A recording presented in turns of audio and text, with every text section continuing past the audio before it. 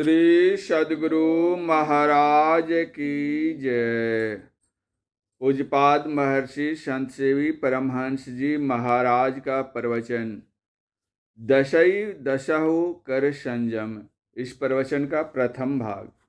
आदरणीय सज्जनवृंद तथा आदरणीय माताओं एवं भक्तिमती बहनों, आप लोगों को ज्ञात कराया गया है कि यहाँ अखिल भारतीय संत मत सत्संग का 88वां वार्षिक अधिवेशन 17, 18 और 19 अप्रैल को होने जा रहा है।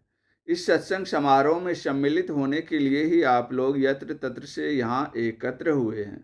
आप लोगों की उपस्थिति और शांत वातावरण देखकर मुझे बड़ी प्रसन्नता हो रही है कि इतनी अधिक उपस्थिति में भी आप लोग इस तरह शांत वातावरण बनाए हुए हैं। इसलिए आप लोगों को मैं बहुत बहुत धन्यवाद देता हूँ। यह 88वां वार्षिक अधिवेशन आप लोगों को क्या संदेश दे रहा है, इस पर हम लोग ध्यान दें। 88 में दो 8 हैं। 88 में दो 8 हैं। अगर दोनों 8 को हम जोड़ दें, 8 और 8 16 हो जाएंगे। यह 88वां अधिवेशन रहता है। जो कोई इन 3 दिनों के सत्संग में 16 आना मन देकर सुनेंगे, मनन करेंगे और 16 आना आचरण में उतार लेंगे, तो उनका 16 आना कल्याण हो जाएगा। आप लोग कहेंगे कि 8 और 8 क्यों जोड़ें? हम 8 और 8 को गुना क्यों नहीं करेंगे? ये अधिक हो जाएंगे। 8 और 8 का गुना कीजिएगा तो 8 और 8 के गुना से होता है 64। 6 के आगे 4 दीजिएगा, 10 हो जाएंगे। यह 10 क्या कह रहा है? कठोपनिषद में यमराज और नचिकेता का प्रसंग आया है। बतलाया गया है कि हम लोगों का शरीर रथ है, इस पर आत्मा रथी है, इंद्रियां घोड़े हैं, मन लगाम है और बुद्धि सारथी है। हमारी 10 इंद्रियां हैं बाहर की। जब तक हमारी ये 10 इंद्रियां बाहर में दौड़ती रहेंगी, अर्थात हमारी ये इंद्रियां बहिर्मुख रहेंगी, तब तक हम 10 मुख रावण बने रहेंगे। यदि हम इन 10 इंद्रियों को काबू कर रथ पर सवार रहें, तो 10 इंद्रियों को काबू करने से हम बन जाएंगे 10 रथ। जब हम 10 रथ बन जाएंगे तो हमारे उरपुर में भगवान का अवतरण अवश्य होगा। अतएव हम लोग इंद्रियों का दमन करके दशरथ बने, फिर राम का साक्षात्कार करें। इंद्रियां दमन के संबंध में गोस्वामी तुलसीदास जी ने बड़ी मूल्यवान बात बतलाई है। बसई दशहु कर संयम, जो न करिए जी आनी, साधन वृथा होई सब, मिलहि न सारंग पानी। अगर हम अपनी इंद्रियों को काबू में नहीं रखते हैं, खुला हुआ छोड़ देते हैं, तो हमारी साधना वृथा हो जाएंगी, प्रभु के दर्शन नहीं होंगे। इस 10 के विषय में गोस्वामी जी ने और भी बात कही है। वह है, राम नाम को अंक है, अरु सब साधन सून, अंक गए तो कुछ नहीं, अंक रहे 10 गुण। हम एक राम को पकड़ कर रहें, यह है अंक। इसके ऊपर जितना शून्य देते जाएंगे 10 गुना होता जाएगा। अगर हम अंक को हटा देते हैं तो केवल शून्य ही शून्य रह जाएगा। जितना भी शून्य देना चाहें तो दीजिए, लेकिन कीमत कुछ नहीं। उसी तरह हम लोग एक प्रभु को पकड़ कर रहें तो जितनी साधना करेंगे 10 गुना बढ़ती जाएगी। अगर हम एक ईश्वर पर आस्था नहीं रखते हैं, विश्वास नहीं करते हैं, तो जितनी भी साधना करेंगे निष्फल हो जाएगी।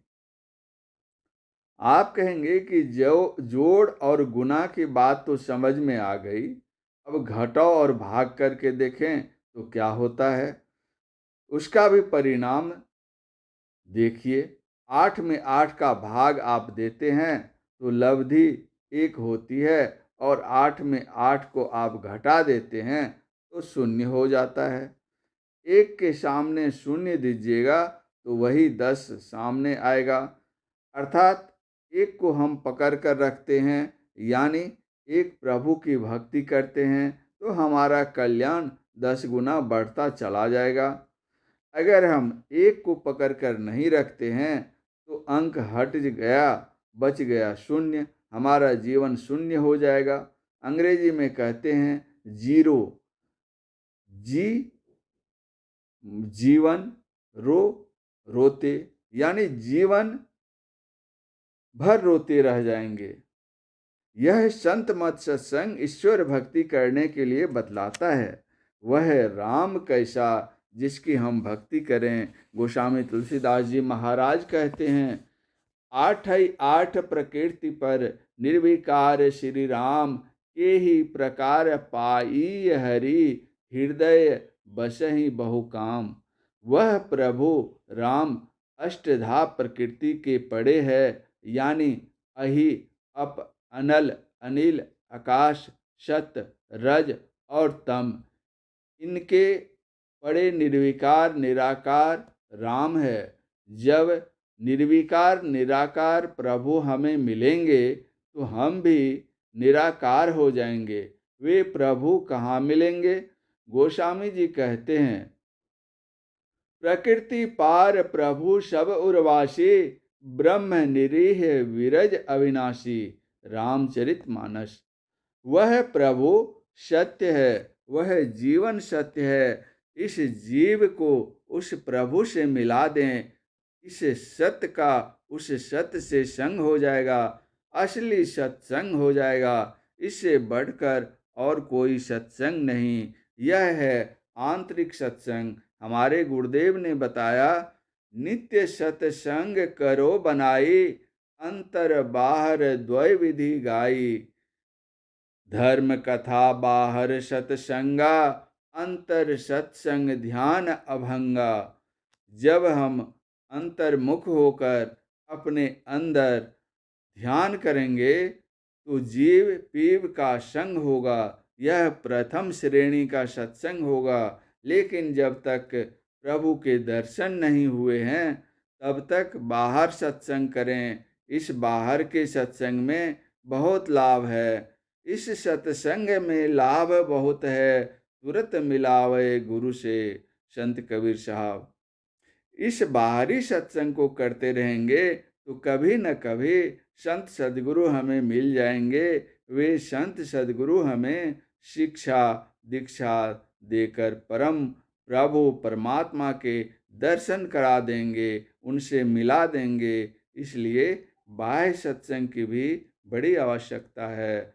इस प्रवचन का अगला भाग अगले प्रवचन पाठ में पूज्यपाद महर्षि संत सेवी परमहंस जी महाराज का यह प्रवचन अखिल भारतीय संतमत सत्संग का 28वां वार्षिक महाधिवेशन के शुभ अवसर पर बड़ारी भागलपुर बिहार में दिनांक 17/4/1999 ईस्वी के प्रातःकालीन सत्संग में हुआ था। श्री सद्गुरु महाराज की जय।